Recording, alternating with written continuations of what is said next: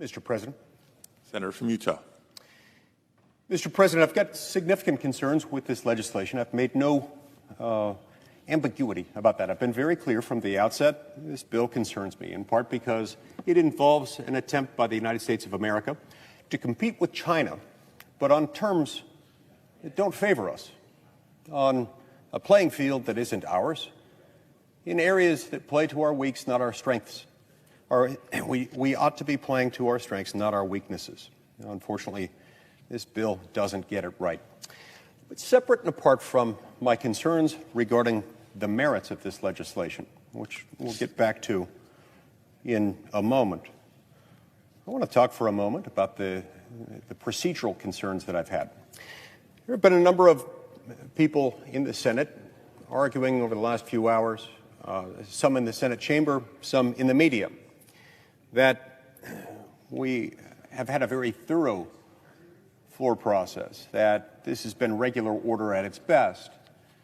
I appreciate the fact that we've had 2 weeks of floor consideration time.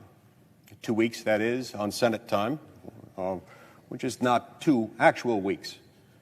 It's not 2 calendar weeks, not even 2 business weeks. It's a shorter subset of that. But never mind. It's a good thing that we at least had 2 weeks set aside to do this on the Senate floor.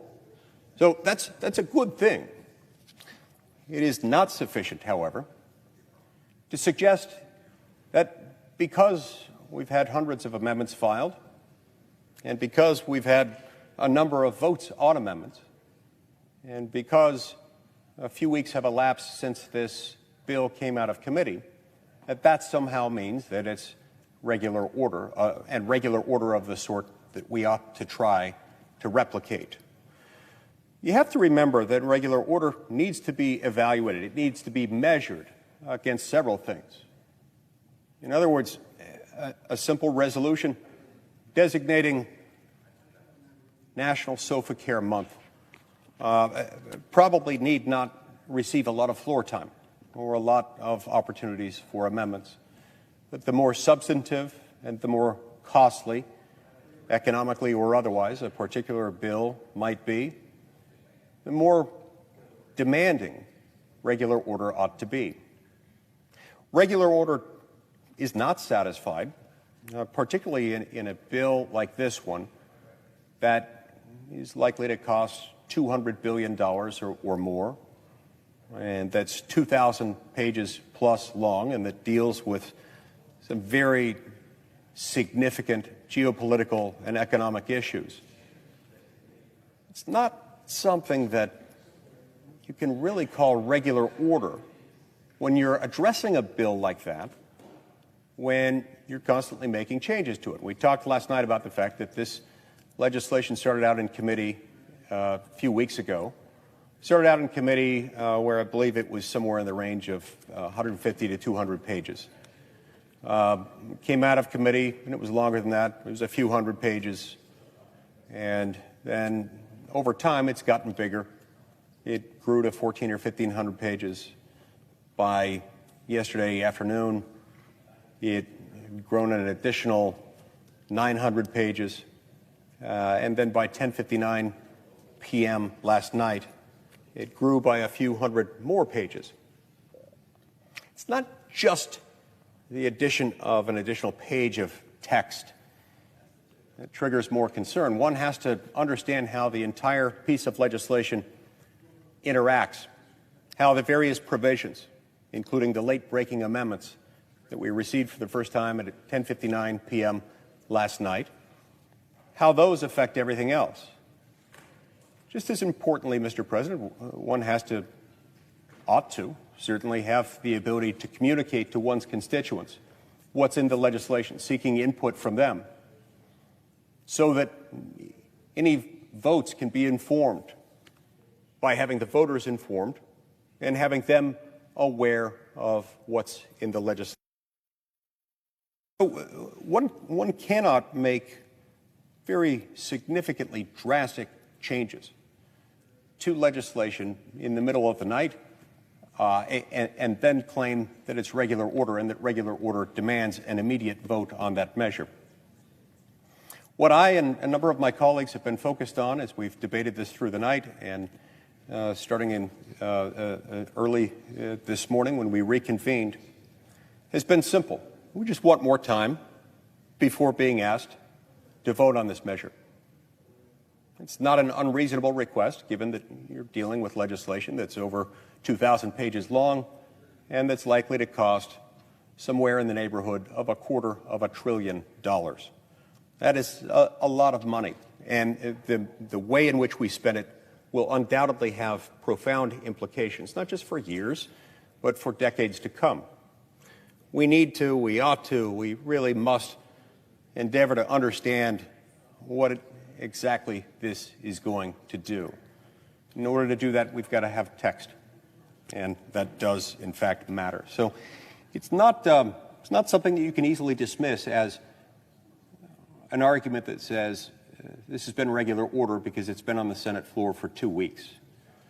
When it changes as much as this one has, it expands as much as this one has. When it's as long as this one is, and involves this amount of money and this many very significant far-reaching ramifications, it is not unreasonable for us to want more time to vote on it, to consider it, to seek public input, and to allow the American people to know what's in it before we cast our votes. That is a simple common courtesy that we ought to have extended to ourselves automatically, rather than trying to rush to a final vote in the dark of night. On the merits of the legislation itself, it's important to remember that we got here because we're at something of a crossroads with China.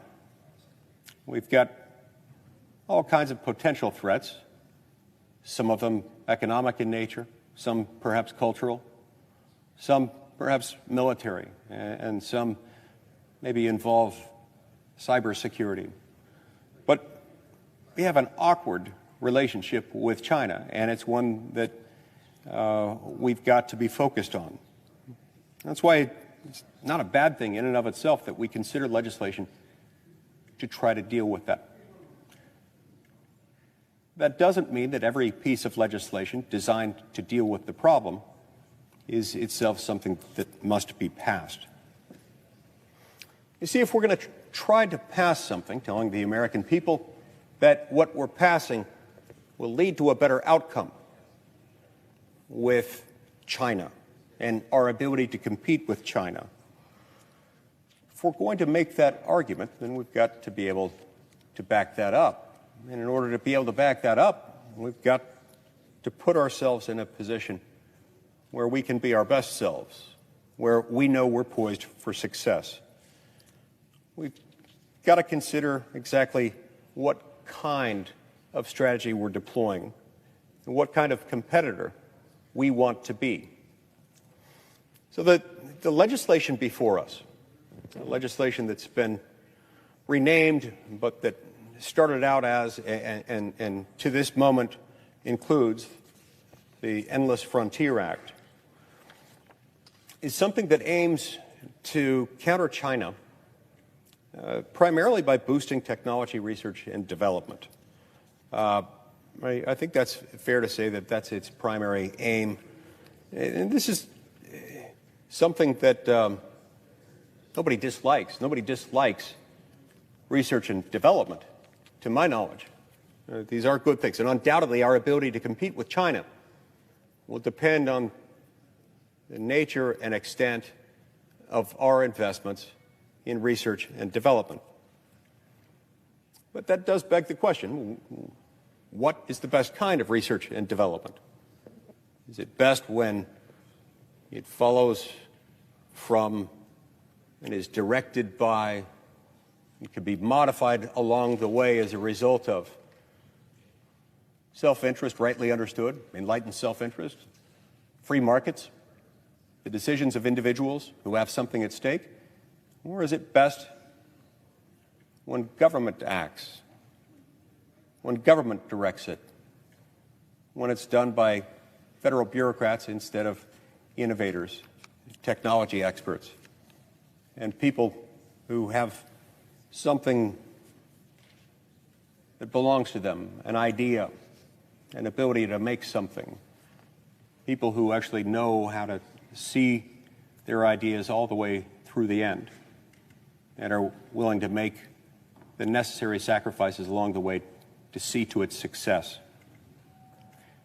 You see, when you start to confuse government research and development with actual research and development, that is, private, non-governmental research and development, you run into some problems.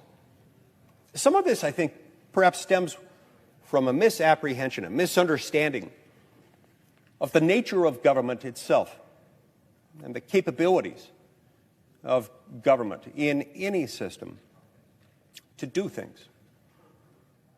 We have to remember that government ultimately is best understood as the official use of coercive force. That's what government is. It's force. Force with the imprimatur of official authority. Force and taxation, backed up by force. That's what government is. Now, I don't mean to say that in a dismissive way. We need government. Government can't operate without force. It can't collect taxes without force. It can't enforce laws without force.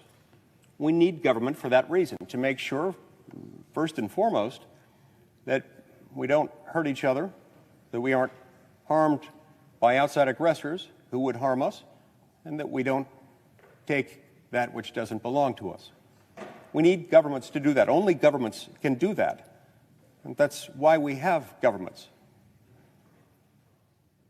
Political philosophers going back centuries, including many of those who influenced the founding of the United States of America, who influenced the documents including the Declaration of Independence and the Constitution of the United States, and those who influenced the waging of America's Revolutionary War, understood that at a fundamental level the purpose of government is to protect life and liberty and property. You see, if we left individuals to do that on their own, they might be able to do that, but human flourishing really wouldn't occur in that circumstance. If everyone had to be the law for him or herself, human flourishing wouldn't occur. When government exists, it frees people.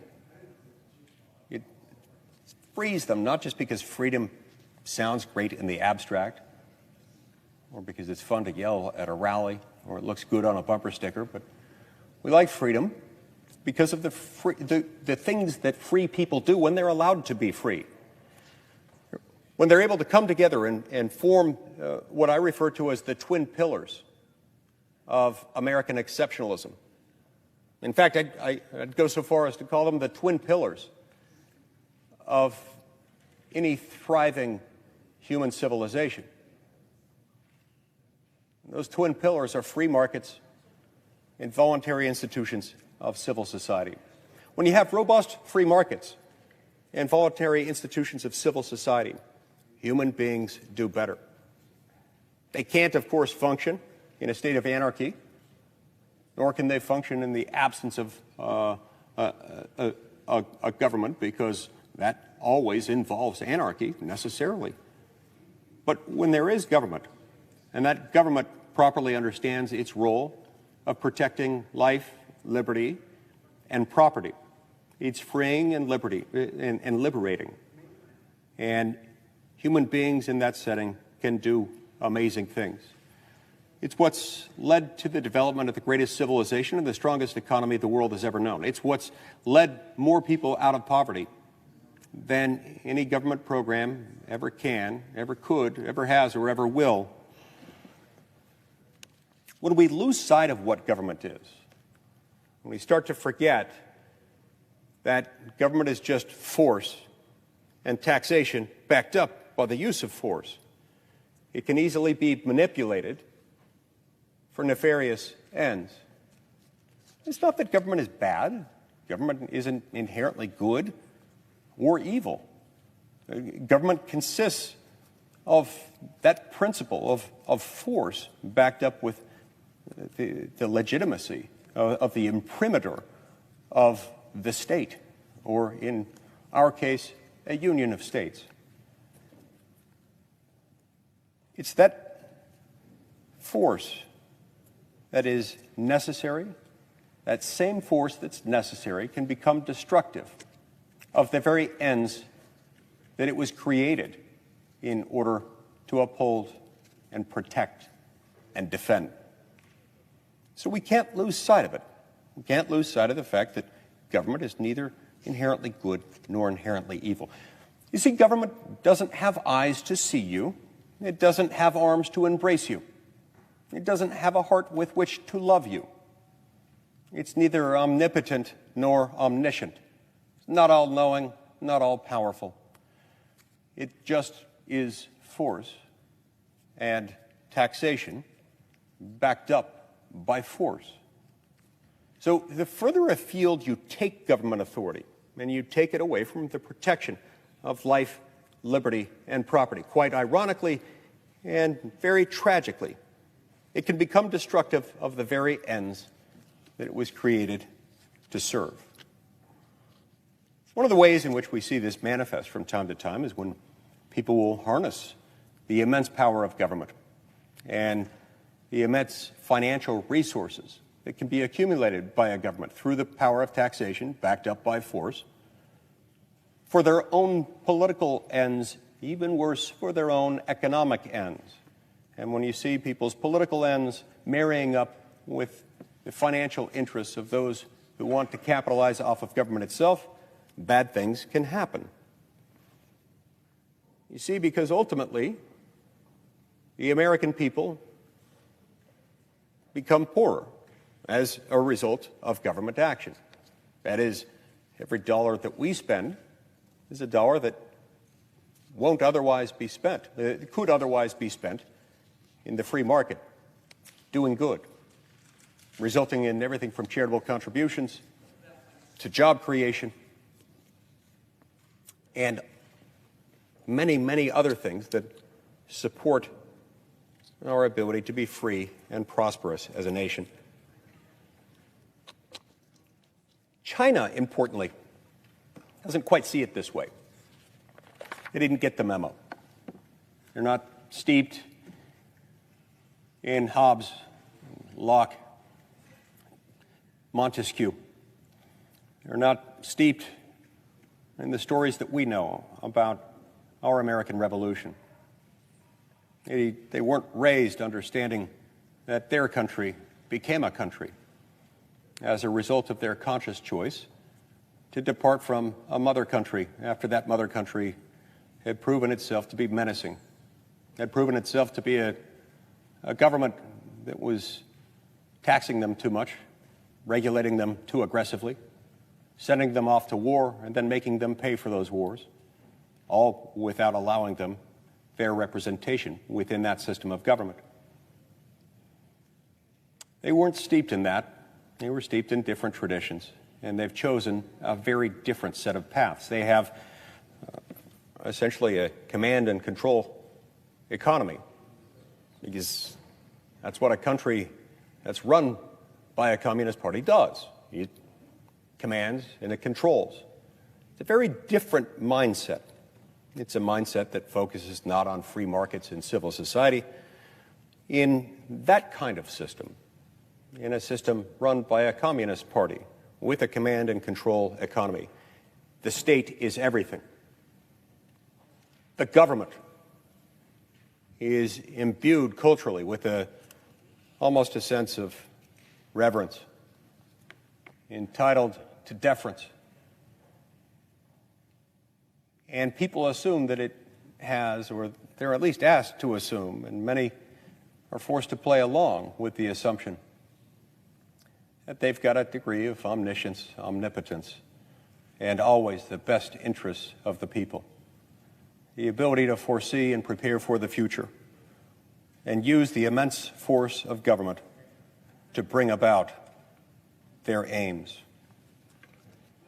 So, in every single respect, the Chinese regime grows and centralizes the power of government, always at the expense of free markets and free citizens. This is an experiment that has expanded into dangerous and even deadly territory. Let's just consider for a moment China's record on human rights. China has gone so far as to enslave and subject the Tibetan and Uyghur people into forced labor, re-education, and torture. Under China's infamous one-child policy, it's brutally and barbarically forced families to undergo IUD implantation, sterilization, and abortion. China, of course, has a long, dark history of religious persecution and of silencing dissidents of every stripe. Under President Xi Jinping, Chinese authorities have detained millions of Muslims and arrested thousands of Christians. They've seized control of Tibetan monasteries and closed or demolished dozens of Buddhist and Taoist temples. You see, the destruction of sacred places, not built by the government, not designed by the government, that seems to be a hallmark characteristic of communist systems, because sacred places must be for the betterment of the government. And if they're not, communist regimes don't like them and often do everything they can to destroy them and the communities that formed them. They've even practiced forced organ harvesting of members of the Falun Gong religion, or consider China's actions in the realm of foreign policy. In true imperialist form, it's pushing its Belt and Road Initiative, a massive predatory infrastructure project stretching from East Asia to Europe, designed to massively expand its coercive economic and political influence. It has spread Confucius institutes across American campuses, entangling American universities with Chinese state policies and turning them into megaphones for Chinese propaganda. In multilateral organizations, China continuously undermines long-standing democratic norms, instituting policies that instead benefit the Chinese Communist Party's authoritarian values.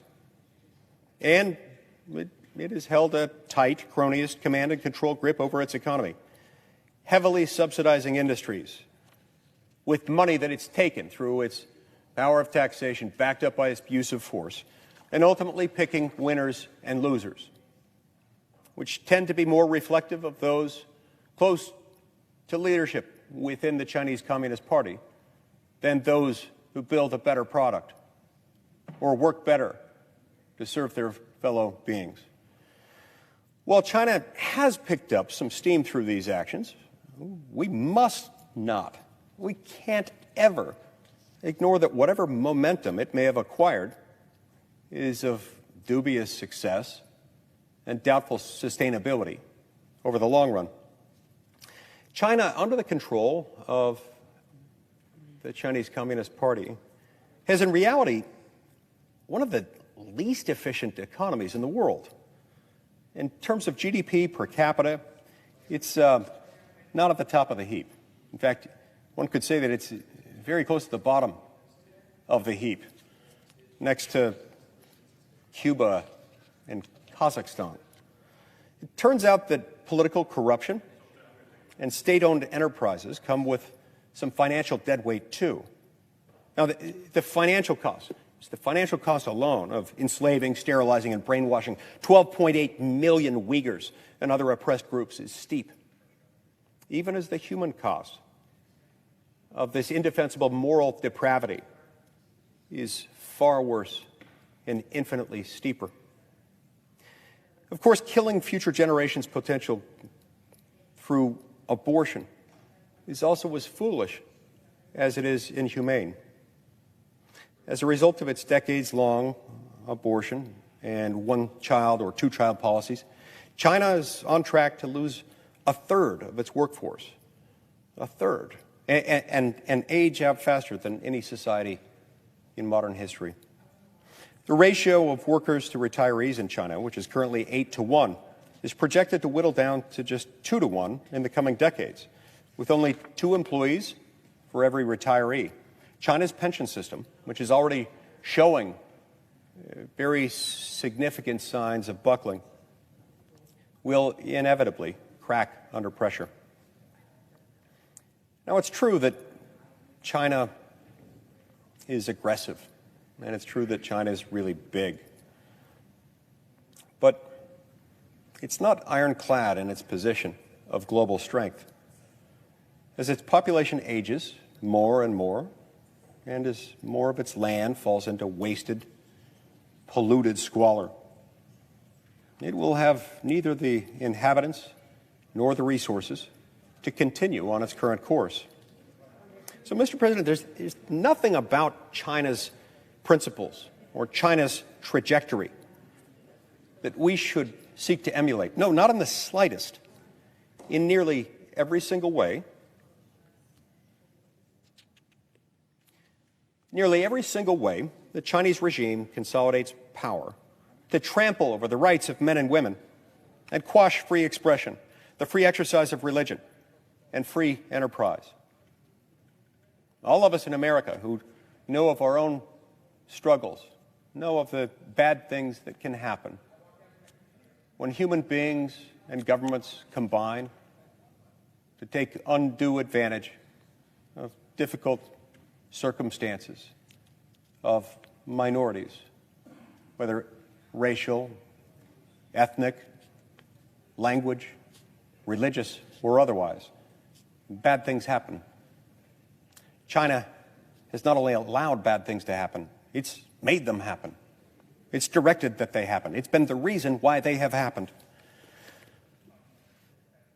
Nothing could be more antithetical to the American system of government or to the American way of life or to our values. In fact, it's just the opposite formula that has made us the greatest civilization the world has ever known, with the strongest economy, with greatest opportunities, with immense upward economic mobility. This is uniquely a land in which someone can be born into poverty and in most circumstances carry the reasonable hope and expectation that if they work hard, one day they can retire comfortably. The founders gave us a constitution precisely to disperse and limit the power of the federal government and to keep the power in government as close and accountable to the people as possible. We focus on this, and we focus on principles of freedom and of liberty, not just because they sound nice. We do these things because it's how human beings thrive. We do these things because it's the best way to protect life and liberty and property.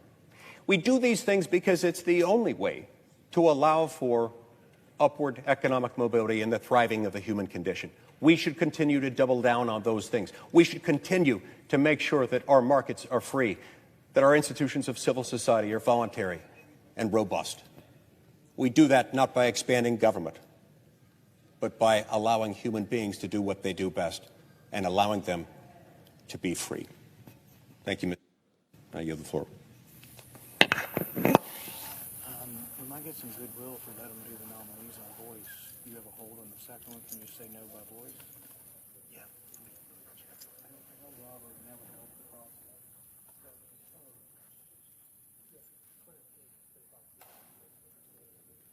We're trying to get some agreement to voice vote on